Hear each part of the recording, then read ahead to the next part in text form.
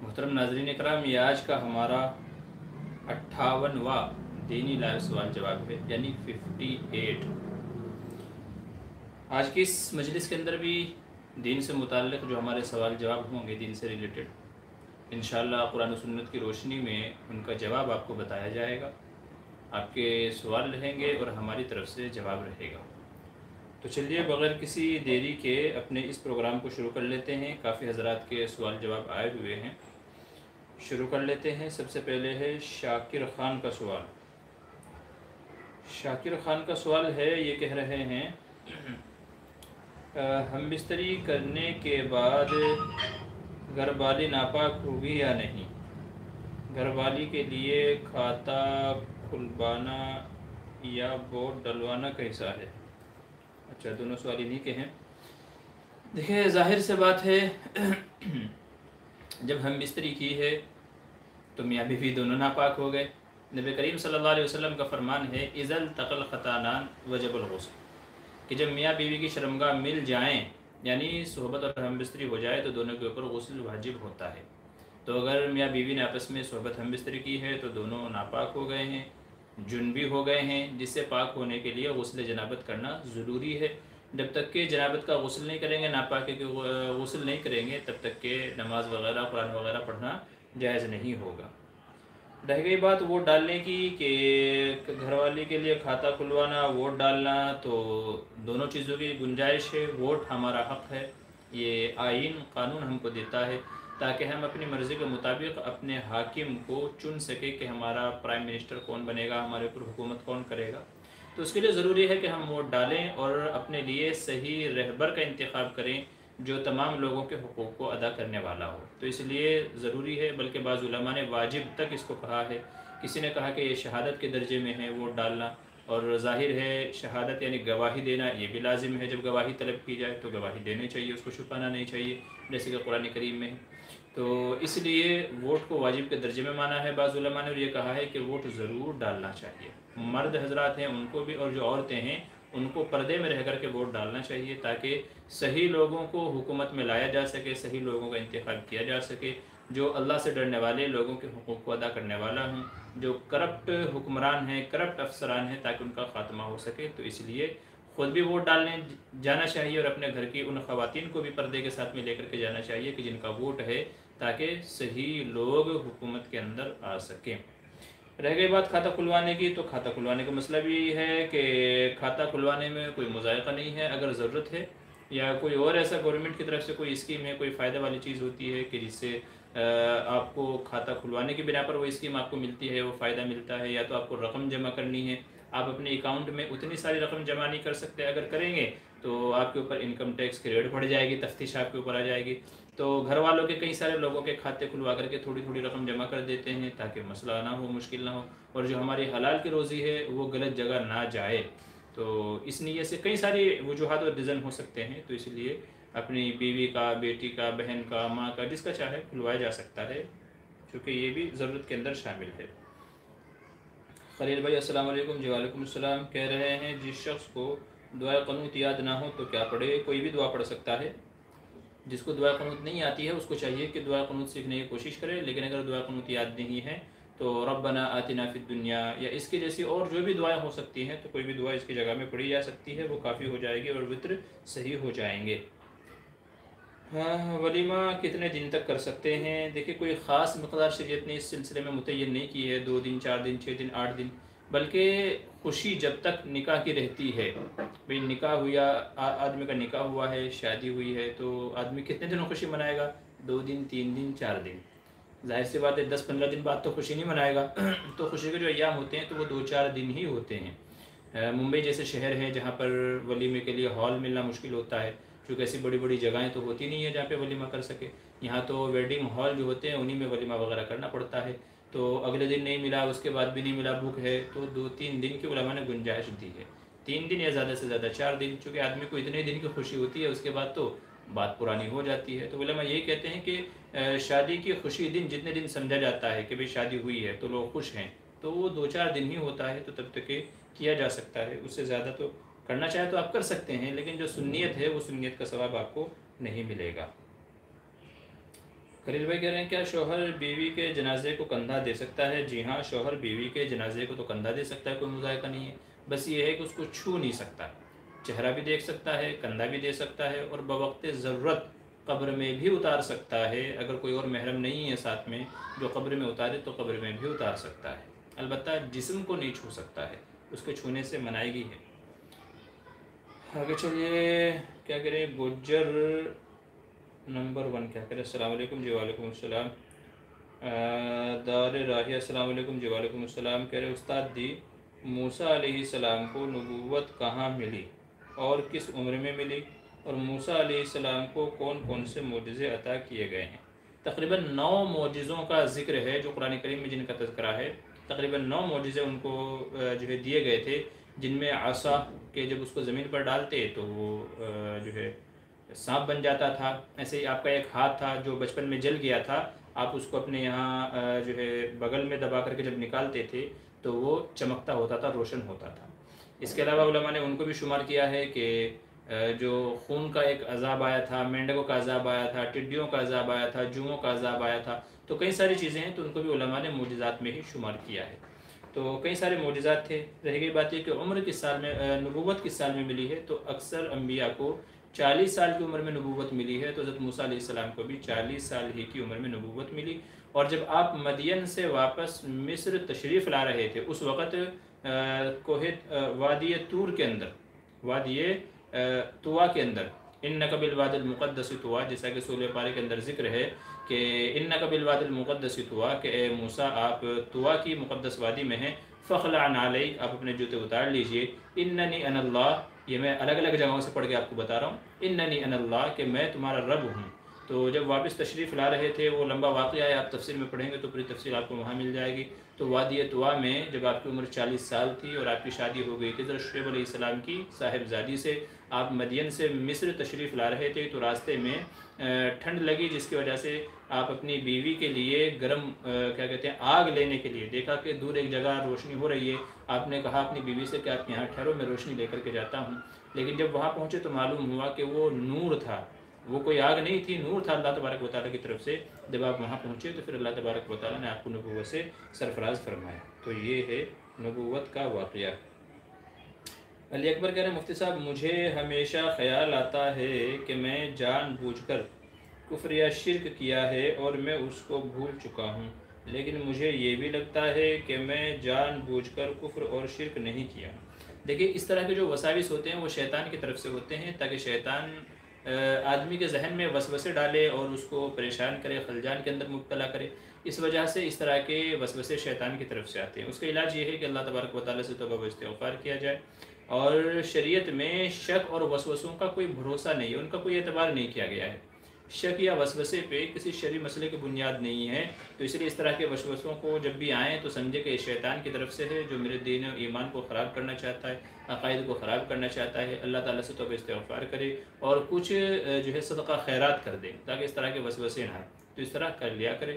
اور اگر اور مزید زیادہ وہ ہوتا ہے تو پھر کلمہ پڑھ لیا کرے، لا الہ الا اللہ محمد رسول اللہ، تو کلمہ پڑھ لیا کرے، بس اتنا کر لیا کرے۔ انشاءاللہ جب بار بار یہ عمل کرے گا تو شیطان وسوسوں سے باز آ جائے گا۔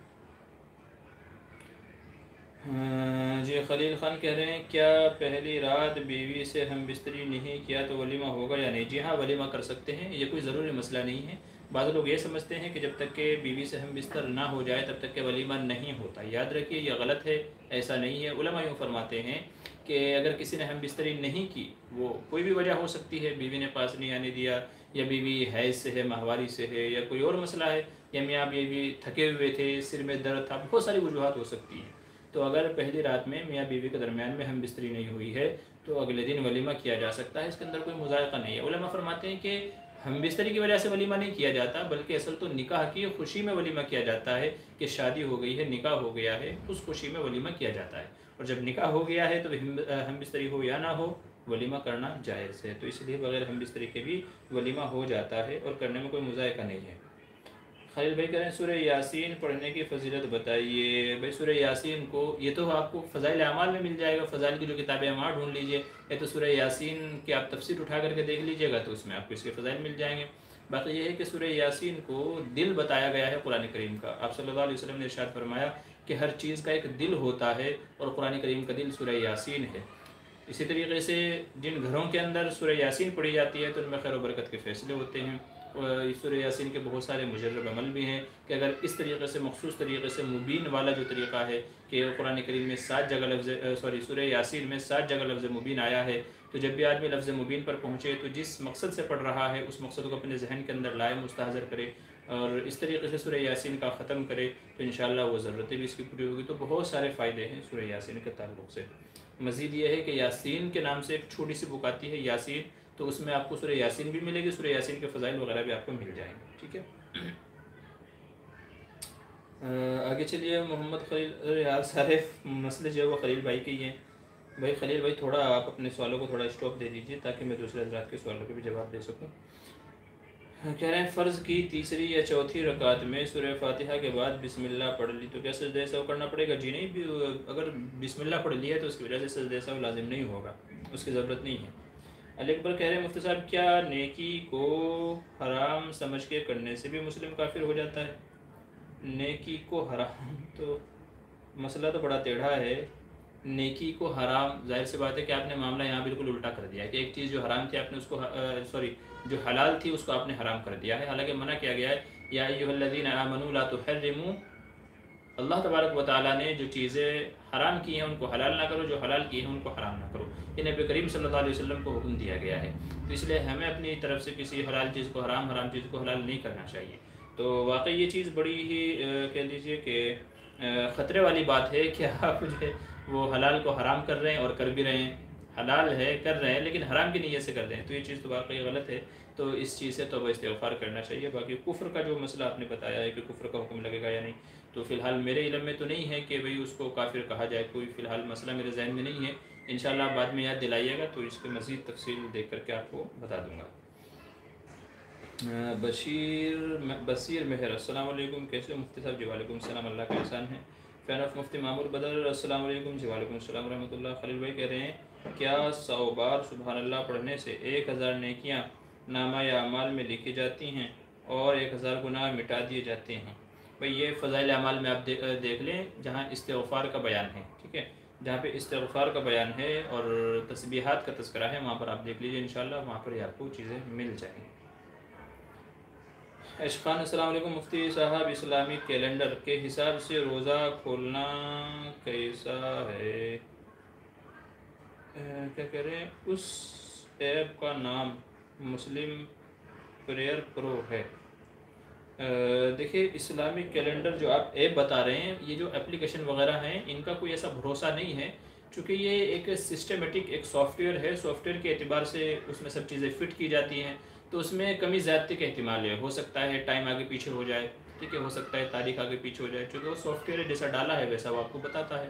اس سے بہتر یہ ہے کہ آپ اپنی مسجد کی گھڑی اپنے اس کے ٹائم ٹیبل اس کے اعتبار سے آپ اپنے ٹائم ٹیبل کو متعین کیجیے، اپنی مسجد کی جو گھڑی ہے اس سے اپنے گھڑی کو ملا لیجئے، اور آپ کے یہاں جب اذان ہوتی ہے تو بندش کا اعلان ہوتا ہے تب سحری بند کر دیں، اور جب اذان ہوتی ہے اس وقت آپ افطار کریں، کیونکہ گھڑی کا میں نے بتایا تو ایک سسٹم ہے، ایک سافٹ ویئر ہے جو انسانوں نے بنایا ہے، اور وہ بھی انہوں نے ایک اندازہ لگا کر کے، جو جنتریاں ہوتی ہیں وہ بھی ایک اندازہ والی ہوتی ہیں، ان کی بنیاد پہ انہوں نے ان کو بنایا ہوا ہے، تو اس لیے ممکن ہے ہو سکتا ہے کہ اس کے اندر غلطی ہو جائے، تو اس کے اوپر زیادہ بھروسہ نہ کریں کیونکہ ہو سکتا ہے آپ کا روزہ خراب ہو جائے۔ اس سے بہتر یہ ہے کہ آپ اپنی مسجد کے ٹائم ٹیبل کے اعتبار سے، گھڑی کے اعتبار سے اپنے روزے کو رکھنا اور افطار کرنا شروع کریں۔ کہہ رہے ہیں کہ بیوی سے ہم بستری کیا اور منی نہیں نکلی تو کیا غسل واجب ہوگا؟ وضاحت فرما دیجئے۔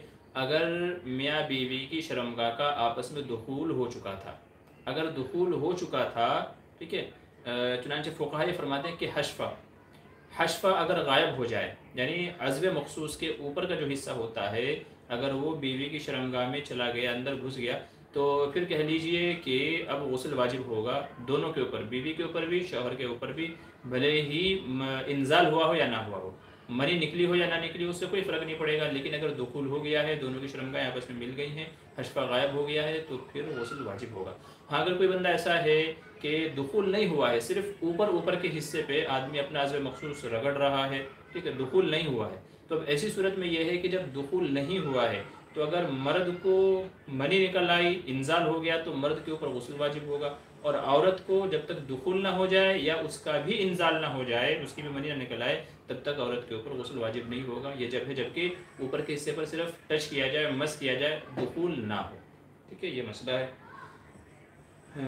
بصیر کرے مفتی صاحب کیا ویکسین لگانا ضروری ہے؟ دیکھیے ضروری تو نہیں ہے، ضروری اس وجہ سے نہیں ہے کہ اب تک کے ڈاکٹر لوگ یہ طے نہیں کر سکے ہیں کہ اس سے واقعی فائدہ ہوگا کہ نہیں ہوگا۔ ویکسین سے یہ 100% نفع دے گی، اب تک ڈاکٹر لوگ بھی یہ ڈیسائیڈ نہیں کر سکے ہیں۔ تو جب اب تک کے ڈاکٹر لوگ بھی ڈیسائیڈ نہیں کر سکے ہیں، کوئی کہتا ہے اس میں فائدہ ہے، کوئی کہتا ہے نقصان ہے، تو جب اب تک کہ یہ چیز مختلف ہی رہی ہے، ڈاکٹر لوگ کو ڈیسائیڈ نہیں کر سکے ہیں، تو اس لیے اس کو ضروری نہیں کہا جائے گا کہ بھئی لگوانا ہی ضروری ہے۔ ہاں یہ ہے کہ بھئی گورنمنٹ کے اعتبار سے، قانون کے اعتبار سے، وہ چاہے جس ملک کے ہوں، تو گورنمنٹ اور قانون کے اعتبار سے، چونکہ اگر آپ نہیں لیں گے تو آپ کو بہت ساری سہولتوں سے محروم ہونا پڑے گا۔ جیسے آپ کہیں فلائی نہیں کر سکتے ہو، آپ فلائٹ میں نہیں بیٹھ سکتے ہو، آپ کسی ہوٹل میں، کسی کمپنی میں جاب نہیں کر سکتے ہو جب تک کہ آپ کے پاس سرٹیفکیٹ نہیں ہوگا ویکسین لگوانے کا۔ ٹھیک ہے، ایسے ہی آپ ٹرین میں نہیں جا سکتے ہو، اور بہت ساری چیزیں اب آگے ایسی آنے والی ہیں کہ اگر آپ نے ویکسین نہیں لی ہے تو ان تمام سہولتوں سے آپ کو محروم کر دیا جائے گا۔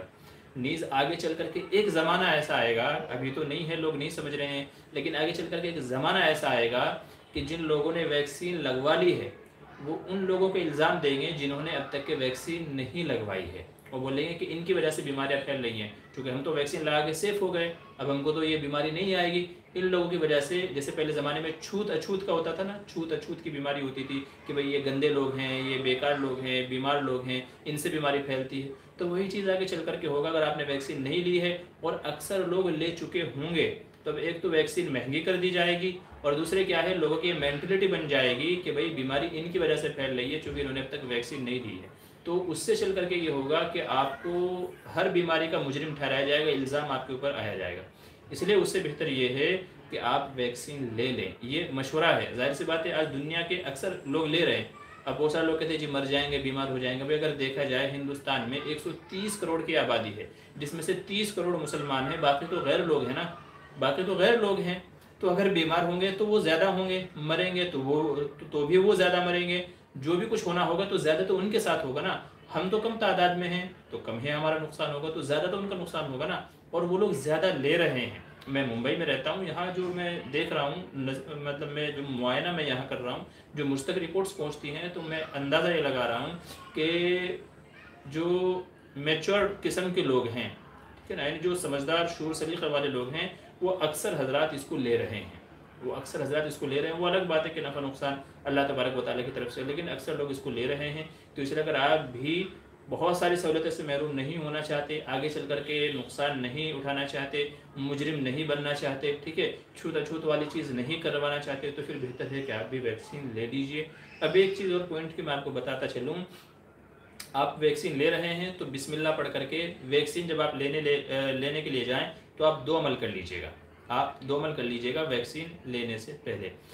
ایک ویکسین کے بعد کا ہے، ایک ویکسین سے پہلے کا، یہ 2 عمل کر لیجئے انشاءاللہ۔ امید ہے کوئی کتنی ہی خطرناک زہریلی چیز کیوں نہ ہو، لوگوں میں آج یہ بھی پھیلا ہوا ہے کہ جس میں زہر ملا کے دے رہے ہیں، یوں کر کے دے رہے ہیں، وہ کر کے دے رہے ہیں، تو بھائی جب ظاہر سی بات ہے آپ کو لگوانی تو پڑے گی، آج نہیں صحیح، سال بعد صحیح، لیکن لگوانی تو ہر بندے کو پڑے گی، جو بھی ہے ہر ایک کو لگوانی پڑے گی۔ یہ بات آپ یاد رکھ لیجئے کہ ہر ایک کو لگوانی پڑے گی۔ ابھی چاہے تو آپ خوشی سے لگوا لیں، پھر بعد میں چاہے آپ کو مجبور کر دیا جائے گا، کیونکہ اس کا آدھار سے لنک ہے۔ ظاہر سی بات ہے گورنمنٹ کے پاس ہمارا پورا ڈیٹا پہنچ رہا ہے، کس نے لگوائی کس نے نہیں لگوائی، تو ہر ایک بندے کا وہاں پر یہ معلومات جا رہی ہے کس نے لگوائی کس نے نہیں، تو یہ لگوانے تو آپ کو پڑے گی، آخر میں مجبور ہو کے لگوانی پڑے گی۔ اس سے بہتر یہ ہے کہ آپ اس کو خود ہی لگوا لیں۔ لگوانے کے لیے جب جائیں تو آپ کو 2 عمل کرنے ہیں، ایک لگوانے سے پہلے، ایک لگوانے کے بعد میں۔ لگوانے سے پہلے کا عمل یہ ہے، نبی کریم صلی اللہ علیہ وسلم نے تمام بری بیماریاں، نقصانات، آفات و بلیات، مصائب سے بچنے کے لیے ایک دعا ہمیں تلقین کی ہے، اس دعا کو پڑھ لیں پھر ویکسین لگوائیں۔ آپ وہ دعا کیا ہے اس کو اچھے سے نوٹ کر لیجئے، نیٹ وغیرہ پر آپ کو مل جائے گی۔ اگر آپ عربی میں یہ ورڈ ٹائپ کریں گے جو میں بتا رہا ہوں، 1-2 ورڈ آپ ٹائپ کیجئے تو انشاءاللہ پوری دعا آپ کے سامنے وہ کھل کر کے آ جائے گی، یا تو جو میں دعا بتا رہا ہوں آپ اس کو محفوظ کر لیجئے۔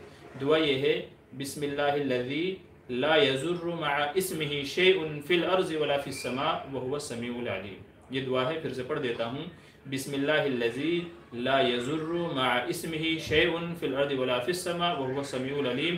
تو پہلے یہ دعا پڑھ لیجئے، پھر اس کو بولے لگا بھائی مجھے ویکسین لگا دے، ٹھیک ہے، تو یہ دعا پڑھ کر کے پھر ویکسین لگائیے۔ اس دعا کا ترجمہ یہ ہے کہ اللہ کے نام سے میں یہ عمل کر رہا ہوں، جو بھی عمل ہے تو میں اللہ کے نام سے ویکسین لگوا رہا ہوں۔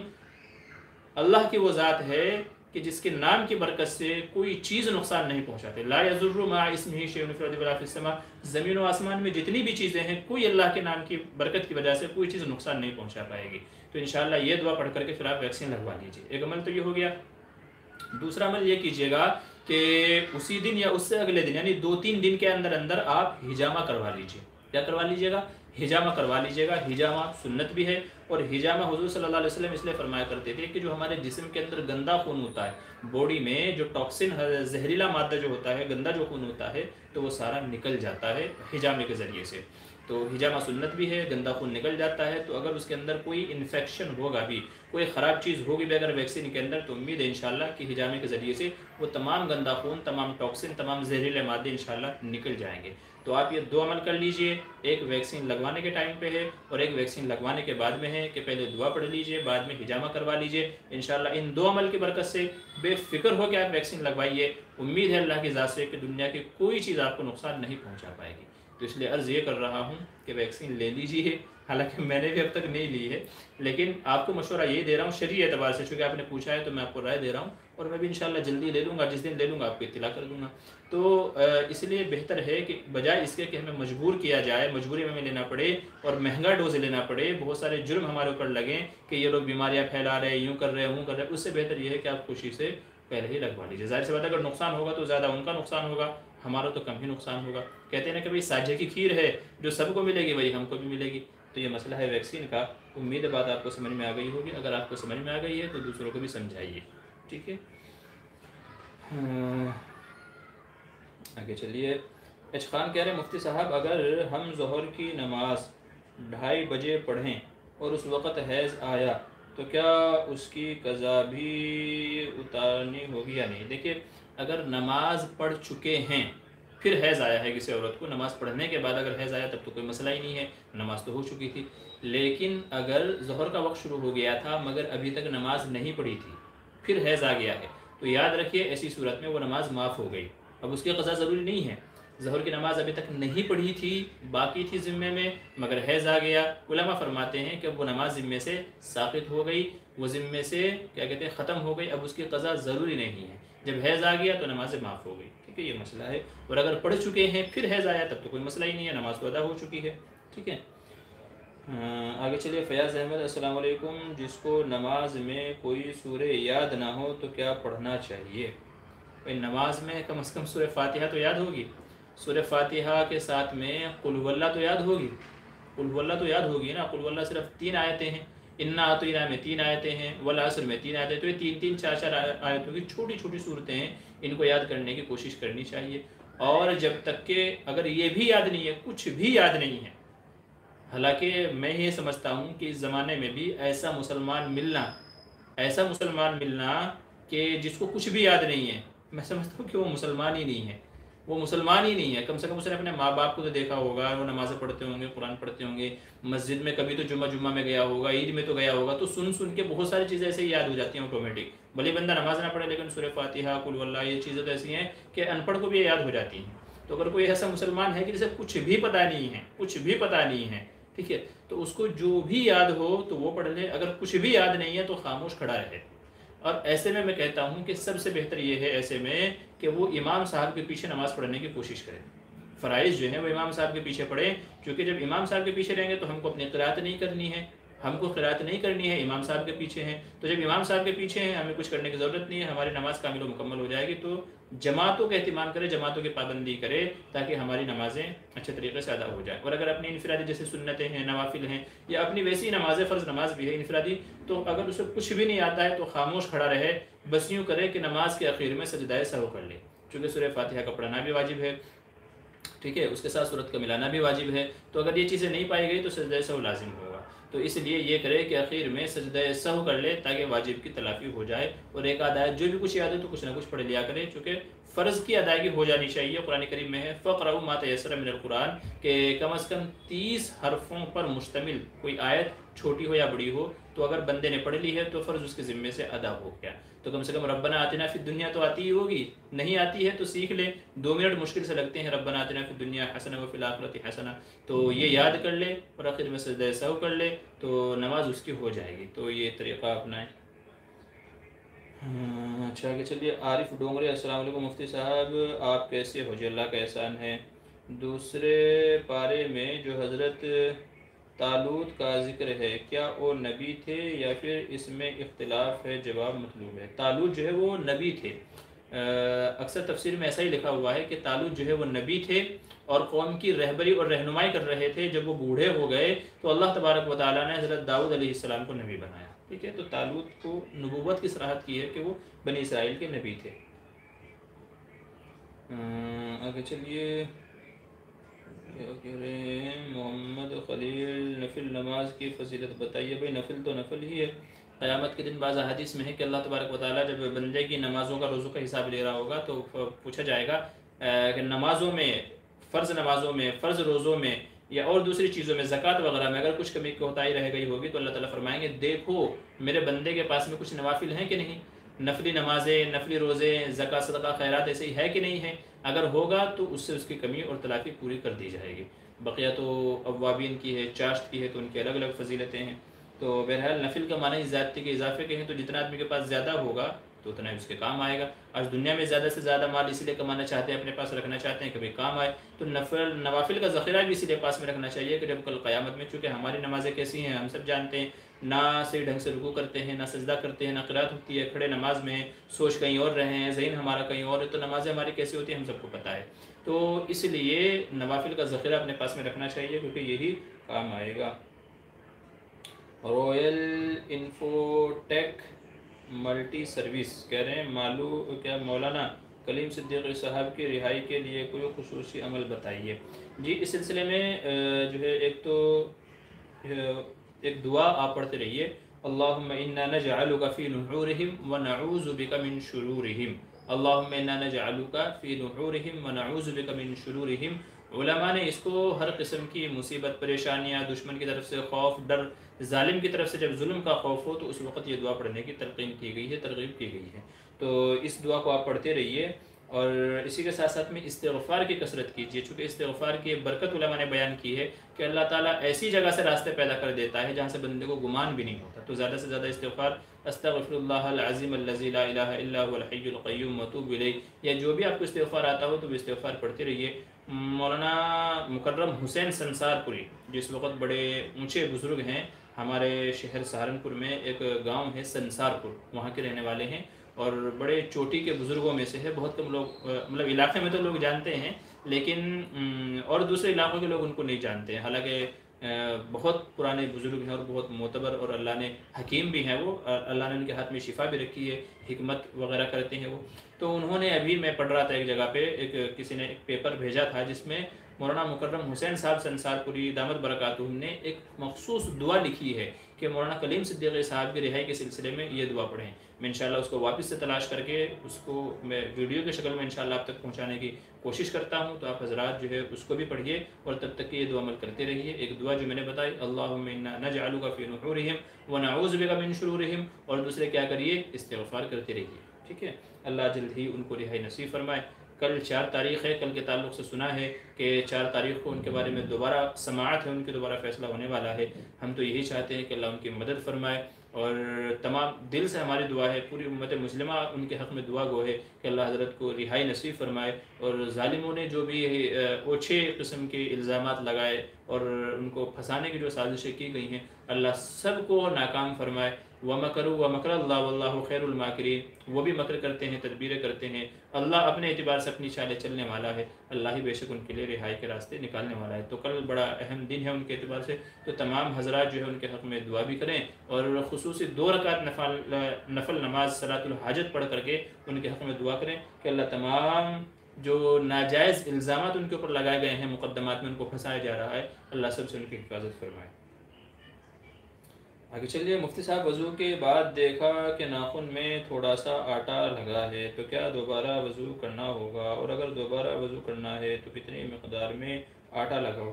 دیکھیں ہمارے ناخن میں، خاص کر یہ دیکھیے ناخن کے باہر ایک جو ہماری جسم جو کھال ہماری اگر ہوتی ہے، میں تھوڑا سا ایک آپ کو نزدیک کر کے دکھا دیتا ہوں. دیکھیے جیسے میرا ناخن ہے، ٹھیک ہے، تو یہ جو کھال ہے یہاں تک کہ پانی کا پہنچانا ضروری ہے. اگر ناخن بڑے ہیں جو اس کو چھپا لیتے ہیں، جیسے عورتوں کو بڑے ناخن رکھنے کا شوق ہوتا ہے، تو اگر ناخن بڑے ہیں جس سے یہ ہماری جو یہ کھال ہے جس کو دھونا چاہیے، جب ہم ناخن کاٹ لیتے ہیں تو کھال ظاہر ہو جاتی ہے، تو اس کو وضو میں دھونا ضروری ہے. تو اگر کسی نے ناخن بڑھا لیے ہیں، ٹھیک ہے، ناخن بڑھا لیے ہیں جس سے وہاں تک پانی نہیں پہنچتا جہاں تک پہنچنا چاہیے. آپ نے کہا ہے کہ آٹا لگ گیا ہے، یا کوئی کام کاج کرنے والا مزدور قسم کا ہے، ادھر گارا مٹی لگ گیا، سیمنٹ کوئی بھی چیز ایسی لگ گئی کہ جو یہاں تک جو پانی پہنچانا تھا وہاں تک پانی نہیں پہنچا ہے، تو ظاہر ہے کہ وضو نہیں ہوگا. اب ایسے میں دوبارہ وضو کرنا چاہیے. آپ کہہ رہے ہیں کتنی مقدار میں؟ دیکھیں جو اعضاء وضو کے اندر دھونا فرض ہے ان میں چہرہ ہے، دونوں ہاتھ ہے کوہنیوں تک، سر کا مسا ہے اور پیر ہے. تو ظاہر ہے کہ اگر ان میں سے ایک بال کے برابر بھی، اگر ایک بال کے برابر بھی کسی جگہ پانی نہیں پہنچا، یہ 4 فرائض ہیں، ان کو جس طریقے سے دھونا چاہیے، اگر اتنا دھونے میں اگر ایک بال کے برابر بھی کوئی جگہ سوکھی رہ گئی تو یاد رکھیے وہاں تک پانی نہیں پہنچا، تو یاد رکھیے کہ وضو نہیں ہوگا، آپ کو دوبارہ وضو کرنا پڑے گا. تو اس لیے تھوڑی سے تھوڑی مقدار ہوگی، تو اگر کھال پہ پانی نہیں پہنچا ہے تو کتنی ہی تھوڑی مقدار کیوں نہ ہو پھر بھی وضو نہیں ہوگا، دوبارہ وضو کرنا پڑے گا. شرط یہی ہے کہ یہ حصہ اس کو اچھے سے آپ دیکھ لیجئے کہ جو یہ کھال کا حصہ ہے یہاں تک، ٹھیک ہے، بہت اندر تک کے جو یہ حصہ ہے وہاں تک نہیں کہہ رہا ہوں، بلکہ اوپر کا جو یہ حصہ ہے، ٹھیک ہے، وہ ہر آدمی جب ناخن کاٹتا ہے تو ناخن کاٹنے کے بعد میں آدمی کے ان کی جو سچویشن ہوتی ہے، تو یہ جو سچویشن ہوتی ہے ناخن کاٹنے کے بعد میں وہ ہر کسی کو پتہ ہے، تو ہر آدمی اندازہ لگا سکتا ہے کہ کس اعتبار سے ہے اور کتنا ہے. حافظ محمد ابرار کہہ رہے ہیں سامان کے کارٹون پر نماز پڑھنا کیسا ہے؟ دیکھیں اگر وہ ہارڈ میٹیریل ہے، ٹھیک ہے، سجدہ کرنے میں دبانے سے دبتا نہیں ہے تو نماز ہو جائے گی. اب وہ چاہے گتے کا ہو یا چاہے لکڑی کا ہو یا کسی اور چیز کا ہو، اگر وہ دبتا نہیں ہے سجدے کے وقت میں تو پڑھی جا سکتی ہے. بینچ ہو یا تو گدا ہو جو دبتا نہیں ہے، ٹھیک ہے، لکڑی کا کوئی سامان ہے یا تو پلاسٹک کا کوئی سامان ہے یا تو کاغذ گتا وغیرہ کا کوئی سامان ہے، تو کوئی بھی سامان ہو کسی کے اوپر بھی نماز پڑھی جا سکتی ہے. بس شرط یہ ہے کہ وہ پاک ہو اور جب سجدہ کرے تو وہ سجدے میں دبتا نہ ہو، بس یہ شرط ہے، باقی نماز ہو جائے گی. کیا کہہ رہا ہے؟ سوری حضرت میں سلام کرنا بھول گیا. السلام علیکم. جی وعلیکم السلام. اچھا کوئی بات نہیں. اچھا دار رائے کرے مفتی صاحب پورا بتانا کہ کون کون سے معجزات آتے ہیں موسیٰ علیہ السلام کو ضروری ہیں سننا پلیز صاحب. جی انشاءاللہ مجھے بعد میں یاد دلا دیجیے گا تو موسیٰ علیہ السلام کو کیا کیا معجزات دیے گئے تھے میں مستقل اس کے اوپر ایک ویڈیو بنا دوں گا انشاءاللہ. آپ مجھے بعد میں یاد دلا دیجیے گا. کسی بھی ہماری لیٹسٹ جو ویڈیو ہم اپلوڈ کرتے ہیں تو یعنی نئی ویڈیو کے کمنٹ میں آپ کر دیجیے گا، میں دیکھ کر کے انشاءاللہ اس کے اوپر ویڈیو بنا دوں گا. محمد خلیل خان کہہ رہے ہیں سینیٹائزر یوز کرنا کیسا ہے؟ بھائی ویسے تو اس کے اوپر میری ویڈیو موجود ہے کہ سینیٹائزر سے مطلب اس کا یوز کرنا کیسا ہے. آپ کو پھر سے دوبارہ میں بتا دیتا ہوں کہ سینیٹائزر کا یوز کرنا جائز علماء نے کہا ہے. لوگوں کو شبہ ہوتا ہے اس وجہ سے کہ اس کے اندر الکوہل ہوتا ہے، سینیٹائزر میں الکوہل ہوتا ہے جس کی وجہ سے لوگوں کو شبہ ہوتا ہے. یاد رکھیے کہ سینیٹائزر ان کے اندر جو ہوتا ہے وہ حلال والا جو ہے الکوہل ہوتا ہے. سینیٹائزر میں جو الکوہل ہوتا ہے تو وہ حلال والا ہوتا ہے، حرام والا نہیں ہوتا. الکوہل کی 2 قسمیں ہیں، ایک حرام جو انگور سے، شراب سے اور اس طرح کی 1-2 چیزیں اور ہیں، کشمش وغیرہ منقع، تو ان سے نکالا جاتا ہے، اس کو علماء نے حرام کہا ہے. اور جو سبزیوں سے جیسے کیلا ہے اور آلو ہے اور دوسری چیزیں ان سے نکالا جاتا ہے وہ حلال کیٹیگری میں آتا ہے. تو ان کے اندر جو استعمال ہوتا ہے وہ حلال کیٹیگری والا آتا ہے، تو اس لیے اس کو علماء نے اجازت دی ہے. اور اگر 1% مان لیا جائے کہ حرام والا سینیٹائزر ہے تب بھی علماء فرماتے ہیں کہ الکوہل جو ہے اس کی خصوصیت ہے وہ تھوڑی دیر میں اڑ جاتا ہے. آپ نے ابھی لگایا 10 منٹ میں اڑ جائے گا، تو اگر آپ نے وہ لگایا ہے تو آپ 10 منٹ انتظار کر لیجئے، اس کے بعد جب وہ اڑ جائے گا تو آپ نماز پڑھ لیجئے گا، تو کوئی مسئلہ نہیں ہے. بہرحال سینیٹائزر کا یہ حکم ہے. شمش فاطمہ السلام علیکم مفتی صاحب تہجد کی نماز سنت ہے یا نفل؟ پلیز مجھے کریکٹ جواب دیجیے، میں بہت پریشان ہوں. دیکھیے تہجد کی جو نماز ہے وہ نوافل کے اندر آتی ہے.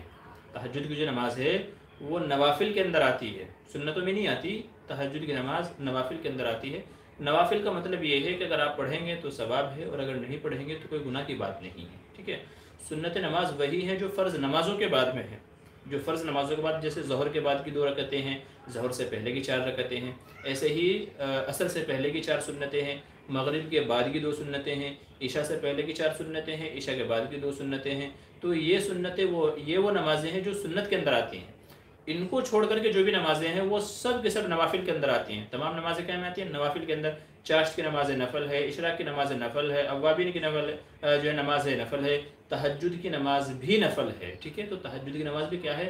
نفل نماز ہے۔ یہ الگ بات ہے کہ اس کی تاکید زیادہ ہے، اس کو پڑھنے کے ثوابات بہت زیادہ ہیں، یہ الگ بات ہے۔ باقی نوافل کی ہی کیٹیگری میں آتی ہے، سنت میں نہیں آتی۔ امامہ جمال کہہ رہے مجھے تہجد کی نماز میں ڈر لگتا ہے، ایسا وہم ہوتا ہے جیسے کوئی میرے آس پاس ہے، اس لیے میں تہجد دھیان سے نہیں پڑھ پاتی، لیکن رمضان میں ڈر نہیں لگتا، تو کیا کروں جس سے مجھے نماز میں ڈر نہ لگے؟ اس کے لیے بہتر یہ ہے کہ آپ روشنی کا انتظام کریں، اندھیرے میں نہ پڑھیں۔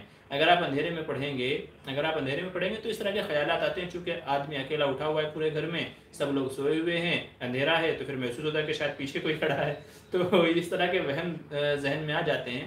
لیکن اگر آپ روشنی کر کے نماز پڑھیں گے تو پھر انشاءاللہ اس طرح کے کوئی وہ نہیں ہوئی، یا تو آپ کے برابر میں کوئی آپ کا محرم امی ابا بہن بھائی بچہ وغیرہ کوئی بھی لیٹا ہوا ہے، تو وہاں برابر میں آپ مصلی بچھا کر کے اپنا قبلہ رخ ہو کر کے وہاں نماز پڑھ لیں، تو کہتے ہیں نا دوسراہٹ ایک ہو جاتی ہے، یعنی دوسرا بندہ پاس میں ہے تو آدھا ڈر ایسے ہی ختم ہو جاتا ہے۔ تو انشاءاللہ یہ چیز آپ کے لیے نفع مند ہوگی کہ یا تو ایسی جگہ نماز پڑھے جہاں کوئی آپ کا کوئی نہ کوئی موجود ہو، بھلے ہی سویا ہوا ہو، ٹھیک ہے، یا تو پھر روشنی کر کے اچھی طریقے سے جہاں اچھی روشنی ہو وہاں آپ نماز پڑھیے، تو انشاءاللہ آپ کا ڈر جاتا رہے گا، ٹھیک ہے۔ عبد الرحمن السلام علیکم۔ وعلیکم السلام۔ ایم ڈی عاطف السلام علیکم۔ وعلیکم السلام۔ علی اکبر کہہ رہے ہیں مفتی صاحب کیا قبلے کی طرف پیر کرنا گناہ ہے یا نہیں؟ اگر بے ادبی کی نیت سے قبلے کی طرف پیر کیے جائیں گے تب تو یہ گناہ ہے۔ قبلے کی طرف اگر بے ادبی کی نیت سے کرتا ہے آدمی جان بوجھ کر کے تب تو یہ گناہ ہے، لیکن اگر ایسے ہی کر لیے جائیں تو کوئی مذائقہ نہیں ہے، چونکہ یہاں سے قبلے میں ہزاروں کلومیٹر کا فاصلہ ہے، تو جو عین قبلہ ہے اس کی طرف پیر کرنا نہیں پایا جا رہا ہے، بلکہ سمت قبلہ میں، یعنی قبلے کی طرف پیر کرنا، قبلے پہ پیر کرنا نہیں پایا جا رہا ہے، قبلے کی طرف ہو رہا ہے یہ، ٹھیک ہے۔ تو اگر یہ کہتے ہیں کہ بھئی ہاں بے ادبی ہے، گناہ ہے، تو بہت حرج لازم آئے گا، بہت حرج لازم آئے گا۔ حدیث میں آپ صلی اللہ علیہ وسلم نے صرف بیت الخلاء میں قضاء حاجت کے وقت کہ آدمی نہ آگے کی طرف سے، یعنی نہ رخ کرے نہ پیچھے کا حصہ کرے قبلے کی طرف، اس سے تو منع کیا ہے، لیکن پیر کرنا بھی گناہ ہے۔ میرے علم میں تو ایسی کوئی حدیث نہیں ہے، کہ جس میں قبلے کی طرف پیر کرنے کو گناہ قرار دیا گیا ہو۔ ادب یہی ہے کہ بھئی نہ کیا جائے حتی الامکان۔ ادب دیکھیں، ادب الگ چیز ہے، گناہ ہونا الگ چیز ہے، تو میں نے کہا ہے کہ گناہ نہیں ہے، البتہ ادب یہ ہے کہ نہ کیا جائے تو یہ زیادہ بہتر ہے۔ محمد خلیل خان کہہ رہے ہیں ہمارے نبی کا نام کتنی مرتبہ قرآن میں آیا ہے؟ بھئی یہ کوئی اس کمپٹیشن نہیں چل رہا ہے، سوال جواب وہ نہیں ہے، ٹھیک ہے۔ یہ ساری چیزیں آپ کو اسلامی معلومات میں مل جائیں گی، ٹھیک ہے، تو یہ ساری چیزیں آپ کو وہاں مل جائے گی، آپ وہاں دیکھ لیجئے۔ راحت علی کہہ رہے ہیں مفتی صاحب کیا عورت نوکری کر سکتی ہے؟ بھئی اس سلسلے میں میرا ویڈیو ہے، آپ وہاں دیکھ لیجئے گا، وہاں انشاءاللہ آپ کو اس کی تفصیل مل جائے گی کہ عورت نوکری کر سکتی ہے یا نہیں۔ جو شرفا قسم کے شریف گھرانے ہوتے ہیں وہ اپنی بیٹیوں کو ایسے نہیں بھیجتے ہیں، خاص کنڈیشن میں جس کا کمانے والا کوئی نہیں ہے، پردے کے ساتھ میں، جہاں مرد و عورتوں کا اختلاط نہ ہو آپس میں، تو ایسی جگہ پہ سخت مجبوری میں علماء نے اجازت دی ہے۔ باقی نارمل حالات میں کہ سب کچھ اللہ نے سب کچھ دیا ہے، باپ بھائی بہن وغیرہ سب ہیں، ضرورتیں پوری ہو رہی ہیں، پھر بھی شوق کے لیے نوکری کی جائے تو اس کے لیے علماء نے اس کی اجازت نہیں دی ہے۔ صرف مجبور عورت کے لیے جس کا کمانے والا کوئی نہیں ہے، وہ بھی پردے کے ساتھ میں، وہ بھی ایسی جگہ کہ جہاں پر مرد نہ ہو، یعنی صرف عورتیں ہی عورتیں ہوں، چونکہ مرد ہوں گے تو بھلے ہی آپ پردے میں ہوں پھر بھی کہیں نہ کہیں سے شیطان بہکا ہی دے گا اور گناہ کرا ہی دے گا، تو اس لیے علماء نے ایسی جگہوں سے پھر منع کیا ہے۔ تو خاص شرائط ہیں، وہ تفصیلی میرا مسئلہ ہے، وہاں آپ دیکھ لیجیے گا، وہاں آپ کو مزید تفصیلات معلوم ہو جائیں۔ نوشین خان کہہ السلام علیکم مفتی صاحب دعائے قدح کے بارے میں پنج سورے میں لکھا ہوتا ہے کہ مردے کے ساتھ رکھنے سے عذاب قبر نہیں ہوتا، یہ صحیح ہے کیا؟ جی نہیں، دیکھیے یہ دعا کا تو مجھے علم نہیں ہے، باقی یہ ہے کہ بہت سارے لوگ قبر میں عہد نامہ اور کئی ساری دعائیں رکھتی ہیں، یاد رکھیں ان کے رکھنے سے عذاب نہیں ہوگا ایسا کسی حدیث میں نہیں ہے۔ سلف صالحین سے ایسا کوئی حدیث، کوئی روایت، کوئی بھی اس طرح کا عمل منقول نہیں ہے کہ کسی نے کسی کے ساتھ میں ایسے کوئی دعا رکھی ہو جس کی وجہ سے پھر تو لوگوں کے مزے آ جائیں گے، کہ زندگی بھر گناہ کرتے رہو اور یہ دعائے قدح جو آپ نے کہا یہ اس کے قبر میں رکھ دو، اس کی مغفرت ہو گئی، وہ بھی بڑا عجیب نسخہ ہے، بڑا سستا نسخہ ہے، زندگی بھر گناہ کرتے رہو، دعا ساتھ میں رکھ لو مغفرت ہو جائے گی۔ ایسا نہیں ہے، ایسا نہیں ہے کہ دعا رکھنے سے مغفرت ہو جائے، ایسا نہیں ہے۔ قبروں میں عہد نامے رکھے جاتے ہیں، اور بہت سارے لوگ قرآن رکھتے ہیں، بہت سارے لوگ کعبہ شریف سے کپڑا غلاف کسی کو مل جاتا ہے وہ لے کے آتے ہیں، وہ قبر کے اندر رکھتے ہیں۔ نہ جانے کیسی کیسی چیزیں لوگ قبر کے اندر رکھتے ہیں کہ عذاب قبر نہ ہو۔ یاد رکھیے ان چیزوں کی وجہ سے عذاب قبر نہیں ہٹایا جائے گا، وہاں تو اعمال چلتے ہیں کہ دنیا میں آپ نے کیا کیا تھا، اس کی بنیاد پہ آپ کے ساتھ قبر سلوک کرتی ہے۔ تو قبر جو ہے وہ آپ سے اس کی بنیاد پہ سلوک کرتی ہے کہ آپ کی زندگی کے اعمال کیا تھے، نہ کہ اس بنیاد پر۔ تو اس لیے یہ چیز غلط ہے، اس کو ختم کرنا چاہیے، نہیں تو لوگوں میں یہی بیرا روی پیدا ہو جائے گی کہ بھئی گناہ جتنے چاہے کر لو، دعائے قضا رکھ لینا، مغفرت ہو جائے گی۔ بڑا آسان نسخہ ہے، اللہ ہماری حفاظت فرمائے اس طرح کی چیزوں سے۔ شمس فاطمہ کہہ رہے ہیں ہم نماز پڑھتے ہوئے پہلے سجدے میں سبحان اللہ 3 بار کہتے ہیں اور دوسرے سجدے میں 5 بار بول کر پڑھنے سے نماز ہو جائے گی؟ جی نماز اس سے نماز میں کوئی خرابی پیدا نہیں ہوگی۔ آپ نے پہلے میں کم کہا، دوسرے میں زیادہ کہا، یا دوسرے میں جو ہے کم کہا، پہلے میں زیادہ کہا، اس سے کوئی فرق نہیں پڑے گا، ٹھیک ہے۔ فرض تو 1 بار کہنا ہے اور سنت 3 بار کہنا ہے۔ آپ 3 بار کہیں، 5 بار کہیں، 7 بار کہیں، کسی میں کم کہیں، کسی میں زیادہ کہیں، اس سے نماز میں کوئی خرابی پیدا نہیں ہوگی، نماز آپ کی ہو جائے۔ آپ بھول کر کے کریں، جان کر کے بھی کریں تو بھی کوئی مذائقہ نہیں ہے، ٹھیک ہے۔ خلیل بھائی کہہ رہے ہیں نماز میں سلام کرنا واجب ہے یا سنت ہے؟ نماز میں سلام کے ذریعے سے نماز کو مکمل کرنا، اس کو واجبات میں سے علماء نے شمار کیا ہے کہ آدمی سلام کرے تو السلام علیکم ورحمۃ اللہ کے ذریعے سے سلام کرے، اس کو علماء نے واجبات میں شمار کیا ہے۔ تفصیل کے لیے آپ دیکھ لیجئے کتاب المسائل مفتی سلمان منصور پوری کی ہے، تو جہاں انہوں نے نماز کے واجبات لکھے ہیں وہاں پر اس کی صراحت کی ہے کہ لفظ سلام کے ذریعے سے نماز کو ختم کرنا، مکمل کرنا، یہ کیا ہے؟ واجب ہے، ٹھیک ہے۔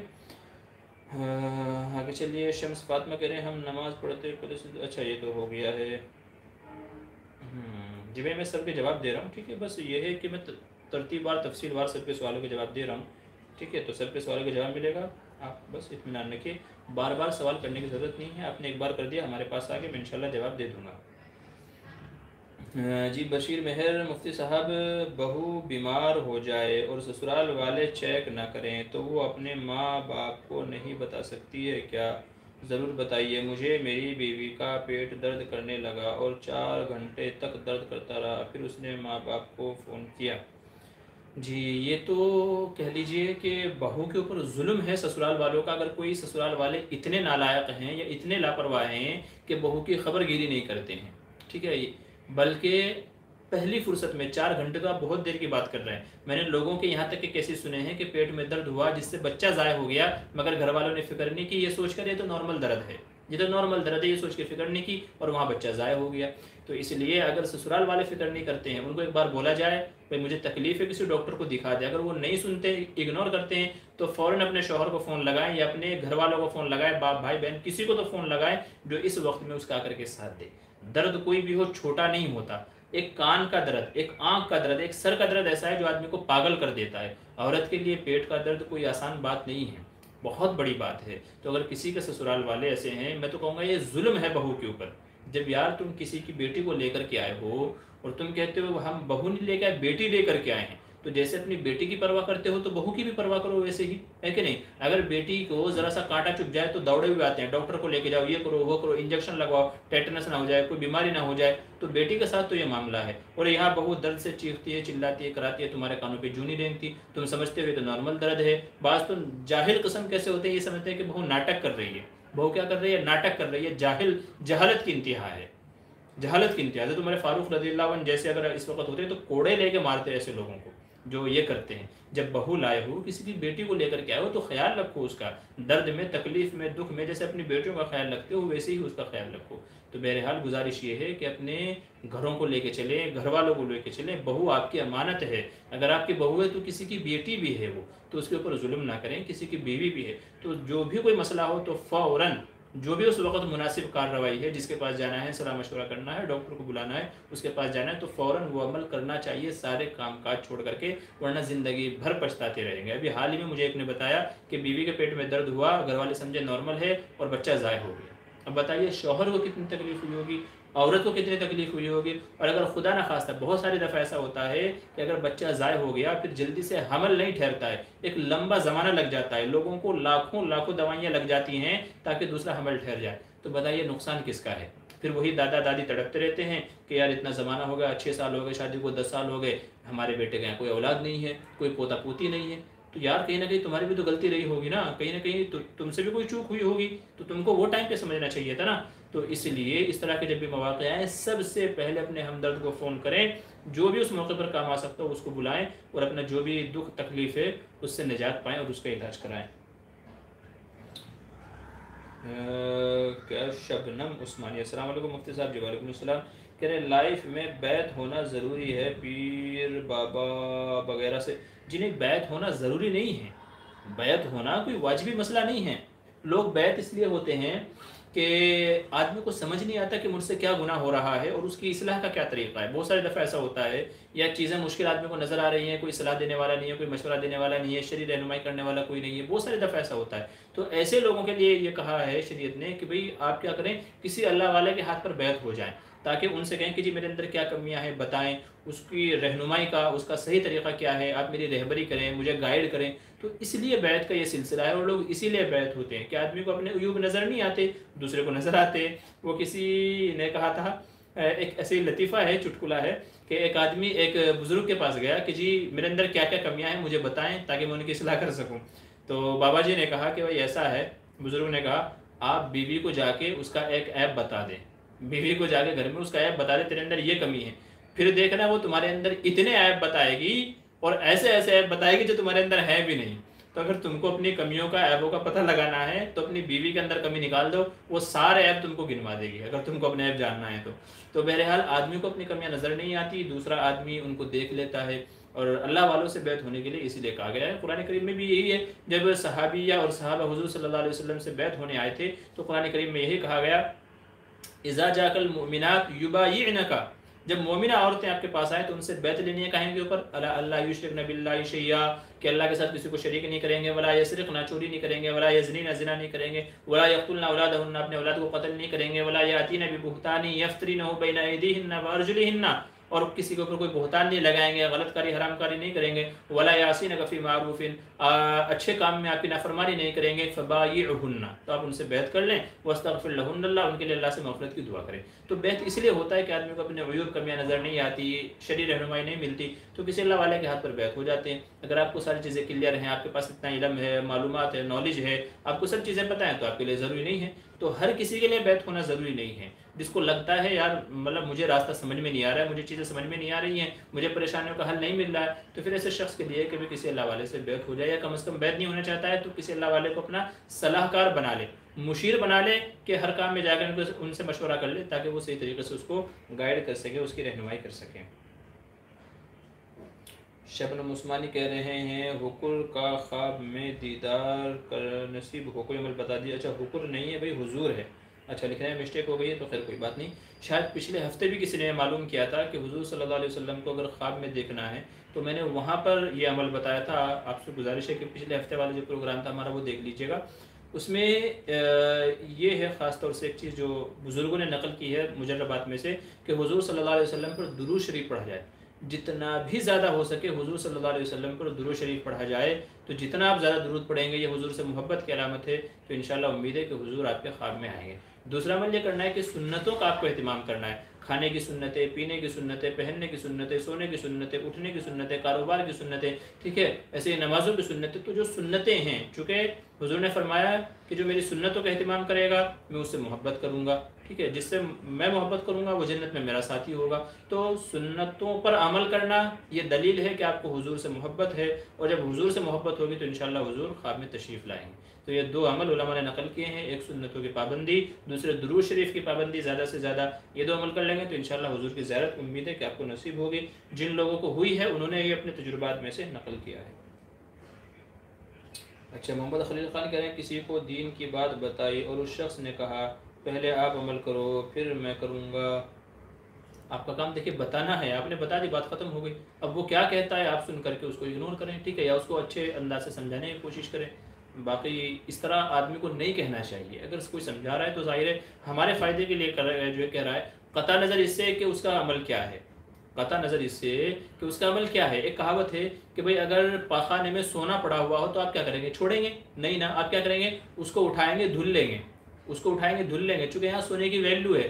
تو وہی کام آپ کو کرنا ہے کہ اگر آپ کو کوئی اچھی بات بتاتا ہے تو اچھی بات کو ایکسیپٹ کر لینا ہے. ہم کو اس سے مطلب نہیں ہے کہ وہ کرتا ہے کہ نہیں کرتا ہے. اگر ہم کریں گے ہمیں فائدہ ہوگا تو بس ہمارے متمع نظر, ہمارے پیش نظر یہ رہنا چاہیے کہ بھئی اس نے اچھی بات بتائی ہے تو بس عمل کروں گا, میرا فائدہ ہے.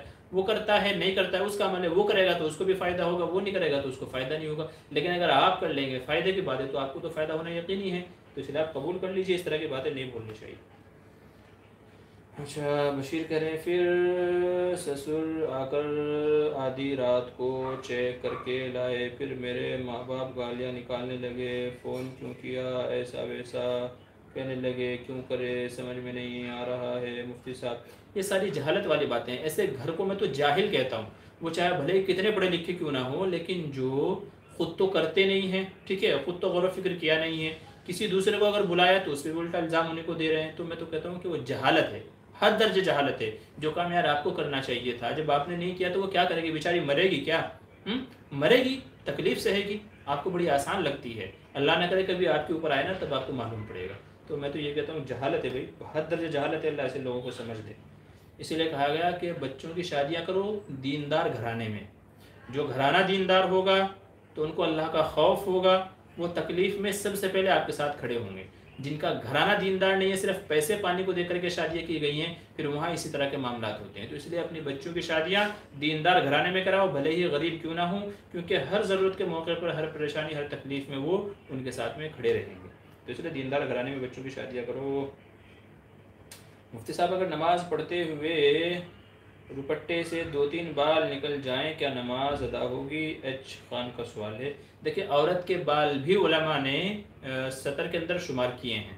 آپ نے 2-3 بال کا مسئلہ پوچھا ہے تو 2-3 بال کا تو میرے ذہن میں نہیں ہے, البتہ چوتھائی کا مسئلہ تو میرے ذہن میں ہے کہ اگر چوتھائی بال کھل جائیں تو اب تو نماز نہیں ہوگی. 2-3 بالوں کا مسئلہ, چونکہ 2-3 بال تو بہت معمولی ہیں, اور آدمی اگر عورت پورا دھیان کرے تو شاید تب بھی کوئی نہ کوئی بال رہ جائے. تو 2-3 بالوں کا مجھے دیکھنا پڑے گا. البتہ چوتھائی کا یقینی ہے کہ اگر چوتھائی حصہ کھل گیا بالوں کا تب تو نماز نہیں ہوگی. 2-3 بالوں کا ہے, آپ مجھے میسج چھوڑ دیجیے گا کسی ویڈیو کے کمنٹ میں انشاءاللہ, تو میں تھوڑا مطالعہ کر کے واپس دیکھ کے تحقیق کر کے آپ کو اس کا جواب بتا دوں گا.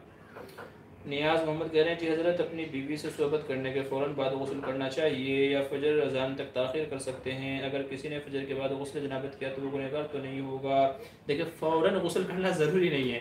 بعض لوگوں نے اپنے ایسے واقعات بتائے جی, ہم نے سنا تھا کہ بھائی فوراً غسل کر لینا چاہیے نہیں تو فرشتے لعنت کرتے ہیں, فرشتے لعنت کرتے ہیں, آدمی ناپاک رہتا ہے, تو فوراً غسل کر لینا چاہیے. انہوں نے اپنے واقعات ایسے بتائے کہ جی باوجود یہ کہ جوائنٹ فیملی تھی مگر ہم لوگوں نے پھر بھی چپ چاپ سے جا کے آرام سے نیچے کپڑے رکھ کر کے تاکہ پانی کپڑوں پہ گرے, آواز نہ آئے, تو اس طریقے سے ہم لوگوں نے غسل کیا ہے. تو انہوں نے اپنی پریشانیاں بتائی ہیں. اب وہ ٹائم پہ لوگوں نے مسئلے معلوم نہیں کیے یا ان کو پتہ نہیں تھا, ان کی غلطی ہے بہرحال. لیکن یہ ہے کہ فوراً غسل کرنا ضروری تو نہیں ہے, ٹھیک ہے. آپ فجر تک مؤخر کر سکتے ہیں, فجر کی نماز سے پہلے آپ غسل کر لیجیے اطمینان سے, اور پھر جا کر کے نماز پڑھیے. تو آپ فجر کی نماز تک یا اس کے بعد تک بھی آپ غسل کر سکتے ہیں, فوراً غسل کرنا ضروری نہیں ہے. ہاں یہ ہے کہ نماز سے پہلے غسل کر لیا جائے. البتہ ساتھ میں یہ ہے کہ جیسے بھی ہم بستری کی ہے تو بہتر ہے کہ وضو کر کے آپ سو جائیں.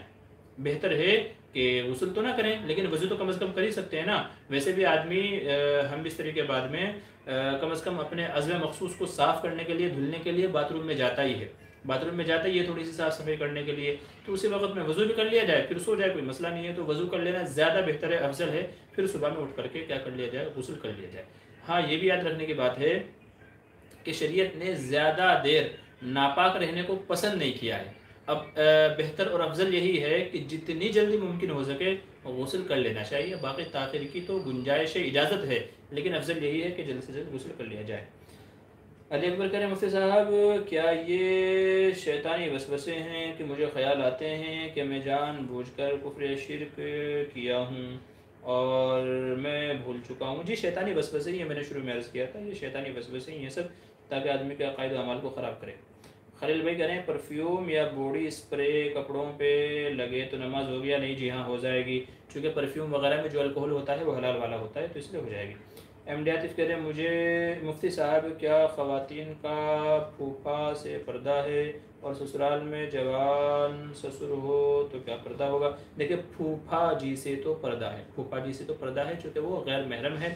اور رہ گئی بات سسر کی, تو سسر اگرچہ محرم ہے لیکن علماء فرماتے ہیں کہ اگر سسر جوان ہو ससुर अगर जवान हो तो फिर बेहतर यही है कि एहतियात की जाए, क्योंकि शैतान कब बहका दे, फुसला दे, गलत ख्याल दिल के अंदर ला दे, पता नहीं है। तो अगर ससुर जवान है तो फिर एहतियात इसी में है कि पर्दा कर लेना चाहिए। अगरचे शरई नुक्ता नज़र से महरम है, पर्दा तो नहीं है, लेकिन अगर जवान है, गुनाह में मुब्तला, कहते हैं ना कि एहतियात इलाज से बेहतर है, तो पहले ही एहतियातन क्या कर लेना चाहिए, पर्दा कर लेना चाहिए।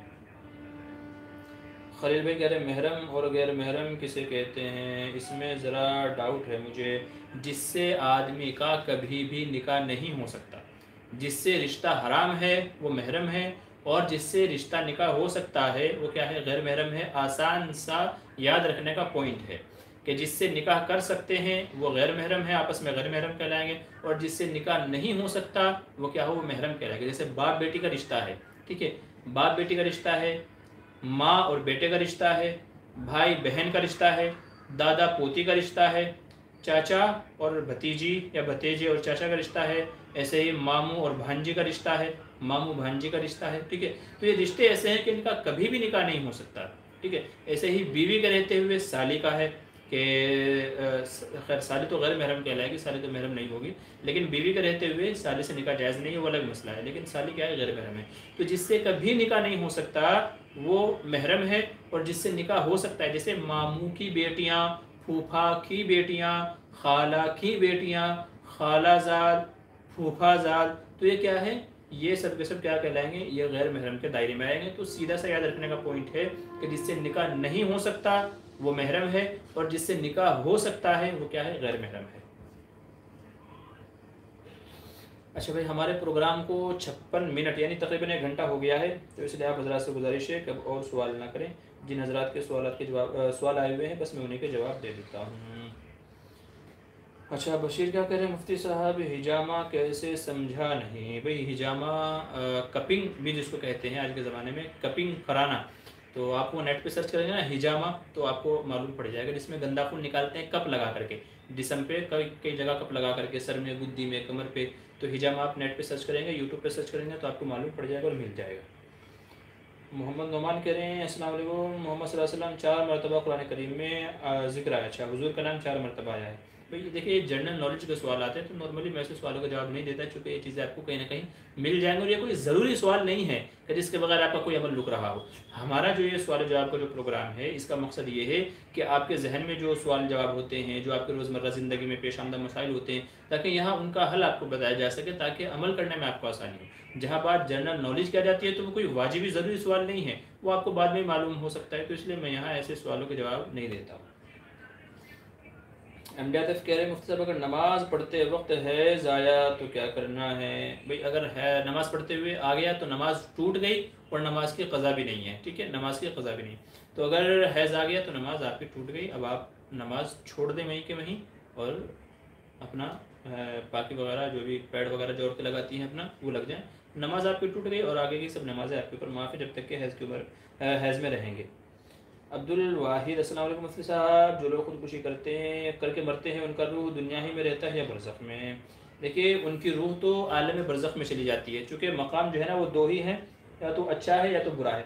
तो जो नेक लोग रहते हैं उनकी रूहें आला इल्लियीन में रहती हैं, और जो बुरे लोग होते हैं तो उनकी रूहें सिज्जीन में रहती हैं। तो बरज़ख, आलम बरज़ख जिसको कहा जाता है, तो तमाम लोगों की रूहें, वो चाहे अपनी मौत मरा है, खुदकुशी करके मरा है, किसी ने मारा है, कैसे भी मरा है, जब रूह निकल गई तो वो आलम बरज़ख में चली जाती है, और क़यामत तक वहीं इंतज़ार करती है। जब क़यामत होगी अल्लाह ताला दोबारा इंसान के जिस्म में डालेंगे।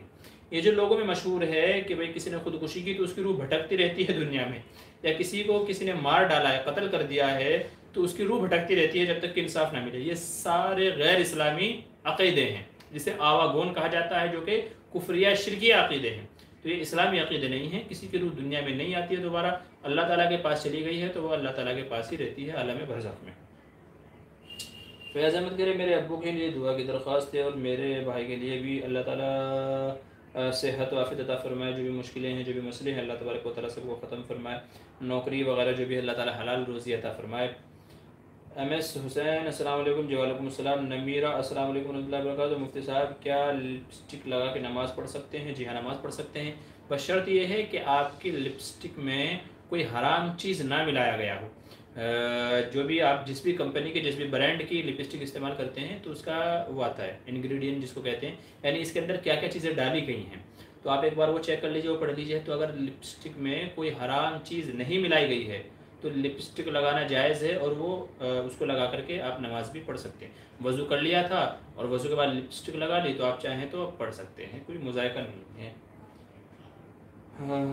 बज़्म बयान माशाल्लाह मुफ्ती साहब, आज आप बहुत खूबसूरत लग रहे हो। अल्लाह आपके हुस्न में इजाफा फरमाए, आमीन सुम्मा आमीन। अल्लाह ताला आपकी दुआ को कबूल फरमाए और नज़र बद से हिफाजत फरमाए। जब कोई चीज़ अच्छी लगे तो नबी करीम सल्लल्लाहु अलैहि वसल्लम ने हमको ये तालीम दी है कि माशा अल्लाह ला कुव्वत इल्ला बिल्लाह, ये पढ़ लिया करो तो नज़र से और हर बुराई से महफूज रह जाओगे। माशा अल्लाह ला कुव्वत इल्ला बिल्लाह। तो इंशाल्लाह उम्मीद है कि कोई चीज़ नज़र वगैरह आपको नुकसान नहीं पहुँचा पाएगी। तो जब भी कोई भी चीज़ अच्छी लगे, वो चाहे कोई इंसान हो, कोई बच्चा हो, ठीक है, कोई गाड़ी है, दुकान है, मकान है, कोई भी चीज़ हो, जब अच्छी लगे तो माशाअल्लाह ला कुव्वत इल्ला बिल्लाह कह दिया करो। गैर महरम की बात नहीं कर रहा हूँ, ठीक है। कहा गैर महरम की फ़ोटो को देख करके, लड़कियों को फ़ोटो को देख करके माशाअल्लाह कहने लगे तो ये तो किसी ने मुझसे पूछा था अभी, कैसे किसी के फ़ोटो पे कमेंट करना माशाअल्लाह, तो ये कुफ्र है क्या? तो ज़ाहिर सी बात है, गैर महरम को देख करके माशाअल्लाह कहना तो ये तो वाकई अक़ीदे की ख़राबी की बात है कि जो चीज़ हराम है आप उसकी तारीफ़ कर रहे हो, तो गोया आप हराम को प्रमोट कर रहे हो। आप क्या कर रहे हो? हराम को प्रमोट कर रहे हो। कल को वो और पिक्चर डालेगी और फ़ोटो नए वो तरीके से निकालेगी। तो गैर महरमों की फ़ोटो को देख करके माशाअल्लाह कहना ये तो गुनाह के अंदर दाखिल है। तो उनकी बात नहीं कर रहा हूँ, वो सब चीज़ें नहीं है, बल्कि कोई अच्छा कोई आदमी अच्छा लगा, जैसे आपने मुझे बोला है उसके लिए शुक्र जज़ाकल्लाह। कोई चीज़ है, गाड़ी है, दुकान है, मकान है, फ्लैट, कोई इस तरह की चीज़ें हैं, तो अगर इस तरह की चीज़ अच्छी लगती है तो फिर माशाअल्लाह ला कुव्वत इल्ला बिल्लाह कह लिया करें, ताकि नज़र के जो भी नुकसानात हैं उनसे हिफाजत हो सके। जी मोहम्मद जमाल कह रहे हैं, मैंने फजर पढ़ने के बाद ख्वाब में देखा कि मैं या हय्यू या क़य्यूम बिरहमतिका अस्तगीसु का विर्द मुझे नींद में भी महसूस हो रहा था। क्या अल्लाह ने इशारा दिया कि परेशानी से निजात इसे पढ़ने में? जी, या हय्यू या क़य्यूम बिरहमतिका अस्तगीस से बहुत मुफीद जो है इस्तिग़फ़ार के लिए, दुआ के लिए, वजीफ़ा के लिए, तो ये बहुत मुजर्रब अमल है। और अगर आपको ऐसा करें तो इशारा भी ये हो सकता है, तो इसको पढ़ना चाहिए, बहुत मुफीद अमल है। तो हो सकता है कि आपके लिए यही इशारा हो कि भाई इसको पढ़ें, आपकी परेशानी की निजात इसी में, तो आप इसको पढ़ लें। अगर इशारा ना भी माने तो भी ये फ़ायदे से खाली नहीं है, तो इसलिए इसका आप क्या करते हैं, इस अमल को शुरू करते हैं। एम.एस. हुसैन कह रहे हैं, क्या नफल की नीयत बांधने के बाद अगर वज़ू टूट जाए तो क्या उसका दोबारा पढ़ना फ़र्ज़ हो जाएगा या नफल ही रहेगा? नहीं, देखिए नफल को शुरू करने के बाद उसको मुकम्मल करना लाजिम है। ये उलमा फरमाते हैं कि अगर नफल नमाज शुरू कर दी है तो उसको पूरा करना वाजिब है। अगर कोई बीच में तोड़ देता है तो अब वो वाजिब हो गई आपके ज़िम्मे। अब आपके ज़िम्मे ज़रूरी है कि आप दोबारा वज़ू करके आएँ और दोबारा उसको अदा करें। हमें हुसैन कह रहे हैं, सब लाइक कर दो। अच्छा जी, शुक्रिया जज़ाकल्लाह। मोहम्मद नोमान, अस्सलाम वालेकुम। जिन लोगों को कुछ नहीं करना उनके लिए बहुत अहम है जनरल नॉलेज के सवालात, जज़ाकुमुल्लाह। हाँ भाई, जनरल नॉलेज के सवाल बस वही मालूमात है, आप नेट पर ढूंढेंगे जा जनरल नॉलेज आपके लिए बहुत आसान है, बहुत ईजी है। आप नेट पे यूट्यूब पे लिखें मालूमाती किताबें, जो उनको उठा लें आपको मिल जाएगा। हाँ अच्छा जी, बशीर महर करें, अगर अच्छा आग से यही टाइम होगा, लाइव बताइए। अच्छा, आगे से यही टाइम होगा जी, टाइम यही रहेगा ईशा के बाद का, तकरीबन 9:30 बजे का, क्योंकि हमारे यहाँ जो ईशा की नमाज़ है वो 9 बजे है। तो फारिग होते होते 9:30 हो जाता है, हमको यहाँ आते तैयार होते सेटअप रेडी करते तो 9:30 हो जाता है। तो हमने इससे पहले मशवरा किया था हज़रात से कि भाई मगरिब इशा के बीच में है इतना टाइम के 1 घंटे का प्रोग्राम हो सकता है मगरिब इशा के बीच में, लेकिन अक्सर हज़रात की राय ये थी कि नहीं इशा के बाद ही रखा जाए, तो इसलिए हमने इशा के बाद का रखा हुआ है और संडे के दिन ही है और इशा के बाद का ही चला रहा है। तो अभी तो इशा के बाद ही होगा, ठीक है ना, तो ईशा के बाद ही चलेगा अभी तो। बाकी अगर आप लोग मशहूर, चुके देखिए व्यूवर्स आप हैं, सवाल जवाब करने वाले आप हैं, तो हम तो आपके एतबार से आपकी रियायत रखेंगे। तो अगर आप बोले नहीं अक्सर हजरात मगरिब बाद हाजिर होंगे तो हम मगरिब बाद प्रोग्राम को सेट कर देंगे। तो जैसे आप हजरात की राय है वैसे हम अपना प्रोग्राम बना लेते हैं। तो अक्सर हजरात की इशा के बाद की राय थी तो इशा बाद चला रहा है। फिर अगर आप लोग राय देंगे नहीं ऐसा मगरिब के बाद रखा रहे तो मगरिब बाद सेट कर दिया जाएगा, कोई मसला नहीं है। अच्छा क्या कह रहे हैं अदनान खान, जनाब विरासत के मुताल्लिक़ पूछना है। देखिए विरासत के मसले बड़े मुश्किल होते हैं। वैसे विरासत पे मेरी कई सारी वीडियोस हैं और प्ले लिस्ट में अगर आप जाएंगे चैनल पे जाकर के प्ले लिस्ट में जाएंगे تو لسٹ میں وراثت کے تعلق سے جو ویڈیوز ہم نے ڈالی ہوئی ہیں ان کی لسٹ ہے، وہاں کئی ساری ویڈیو ہیں، وہ آپ کو مل جائے گی۔ باقی یہ ہے کہ وراثت کا مسئلہ ہے تو آپ مجھے فون کر کے یا کسی بھی مفتی کو فون کر کے تب پوچھیے گا، کیونکہ وراثت کے مسئلے تفصیل وار ہوتے ہیں۔ آپ نے مجھے کچھ بتایا، میں نے مسئلہ بتا دیا، حالانکہ کوئی اور بھی وارث تھا جس کا آپ نے خیال نہیں کیا، جس کو آپ نے گنوایا نہیں، شمار نہیں کرایا، تو مسئلہ پورا بدل جائے گا۔ تو اس لیے وراثت کے مسئلے کو فون پہ ہی معلوم کیا جائے، یا تو لکھ کر کے پوری شکل تمام تفصیل لکھ کر کے تب وراثت کا مسئلہ معلوم کیا جائے، تاکہ اس میں کوئی بھول چوک غلطی نہ ہو۔ تو اس لیے آپ کے لیے مشورہ یہی ہے کہ آپ فون پہ معلوم کریں۔ ایم ایس حسین مفتی صاحب میرے لیے دعا کریں، اللہ آپ کی تمام جائز تمناؤں کو پورا فرمائے۔ بھائی وقت ہو گیا ہے ہمارے پروگرام کا، 1 گھنٹہ 5 منٹ ہو گئی ہے، تو اس لیے آپ سے گزارش ہے کہ آپ حضرات کے اور جو سوالات ہیں تو انشاءاللہ اگلے ہفتے کے لیے آپ لا کر رکھ لیجئے، تاکہ اگلے ہفتے ان کا جواب دیا جا سکے۔ ایک آدھ سوال ہے، میں بس ان کا جواب دے کر کے آپ سے اجازت چاہوں گا، ٹھیک ہے؟ ذاکر حسین کہ مسجد اقصیٰ کی طرف رخ کر کے کون سی قوم نماز پڑھتی تھی مسجد حرام کی طرف رخ سے پہلے؟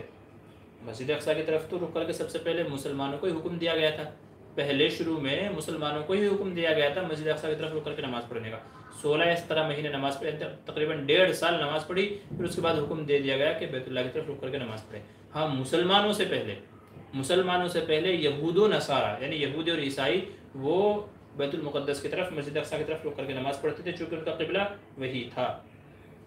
عدنان خان بھائی آپ کے میں سوال کو اسکپ کر رہا ہوں، چونکہ وراثت کا مسئلہ ہے تو آپ فون پہ مجھے معلوم کیجیے گا، اس لیے آپ کے سوال پہ اسکپ کر رہا ہوں۔ بشیر مہر 930 یہی ٹائم 9:30 یہ ٹائم، جی یہی ٹائم رہے گا انشاءاللہ۔ محمد نعمان السلام علیکم مفتی صاحب، سامعین سے التماس ہے کہ مفتی صاحب کے وقت کا خیال رکھیں، تمام سامعین کی بڑی مہربانی ہوگی۔ جی بہت شکریہ، جزاک اللہ خیر، اللہ آپ کو جزائے خیر دے۔ چلیے تقریباً اکثر حضرات کے سوالوں کا جواب ہو گیا ہے، اگر کسی ساتھی کا سوال کا جواب رہ گیا ہو تو وہ معاف فرمائیں، میں جان بوجھ کے کسی کا سوال نہیں چھوڑتا ہوں، اکثر کے جوابات دینے کی کوشش کرتا ہوں۔ کبھی کبھی کسی کا سوال ہو سکتا ہے نکل گیا ہو تو وہ کسی دوسرے یا تو اگلے ہفتے پوچھ لیں، یا ویڈیو کے کمنٹ میں آپ لکھ کے انشاءاللہ کریں گے تو میں اس کا جواب دے دوں گا۔ تو ابھی کے لیے اجازت دیجیے، 10:40 ہونے والے ہیں، انشاءاللہ پھر آپ حضرات سے ملاقات ہوگی۔ اچھا دوسری جاتے جاتے آپ سے یہ بات عرض کر دوں، ہمارا جو ایک اور یوٹیوب چینل ہے مفتی بدر موٹیویشنل اسپیکر، مفتی بدر موٹیویشنل اسپیکر، تو آپ حضرات سے گزارش ہے کہ آپ اس کو بھی سبسکرائب کر لیں۔ ابھی تک کے اب دیکھیں نا اس پہ کتنا 76,000 سبسکرائبر ہیں ہمارے اس چینل پہ، اور اس چینل پہ اب تک 500 بھی سبسکرائبر نہیں ہوئے ہیں، تو اس لیے آپ حضرات سے گزارش ہے کہ ہمارے اس چینل کو بھی سبسکرائب کر لیں، تاکہ اس کا بھی تھوڑا سا ویو بڑھ جائے، سبسکرائب وغیرہ بڑھ جائے۔ اللہ آپ کو جزائے خیر عطا فرمائے۔ عدنان خان کہہ رہے ہیں مفتی صاحب اپنا نمبر بتا دیجیے۔ جی میرا نمبر آپ نوٹ کر لیجیے، 8923896749، 8923896749۔ آپ ہمارے چینل پہ جا کے اباؤٹ میں اگر جائیں گے تو اباؤٹ میں آپ کو چینل کا جو اباؤٹ ہوتا ہے جس میں تفصیلیں لکھی ہوئی ہوتی ہے کہ بھائی چینل کس سے ریلیٹڈ ہے، کس سے متعلق ہے، چینل میں کیا بتایا جائے گا، تو اس میں آپ کو نیچے ہمارا فون نمبر، ای میل دونوں چیزیں مل جائیں گی، آپ چاہے تو فون کر لیں، چاہے تو ای میل آپ کر دیجیے، ٹھیک ہے؟ اور ابھی کے لیے اجازت دیجیے، اور دوسرے چینل کو سبسکرائب کرنا نہ بھولیے، مفتی بدر موٹیویشنل اسپیکر۔ ویڈیو کے ڈسکرپشن میں لنک موجود ہے، آپ یہاں سے آسانی سے کر سکتے ہیں، ڈسکرپشن کو اوپن کیجئے، لنک موجود ہے، ہمارے دوسرے چینل کو سبسکرائب کیجئے، لنک موجود ہے، لنک پہ ٹچ کیجئے اور سبسکرائب کر دیجئے اور ہمیں سپورٹ کر دیجئے۔ اللہ آپ کو جزائے خیر عطا فرمائے۔ انشاءاللہ اگلے ہفتے آپ لوگوں سے ملاقات ہوگی، تب تک کے لیے خدا حافظ، السلام علیکم ورحمۃ اللہ وبرکاتہ۔ اللہ سب کے جان مال کی حفاظت فرمائے، صحتوں میں برکت عطا فرمائے اور سب کو حلال رزق عطا فرمائے، آمین ثم آمین۔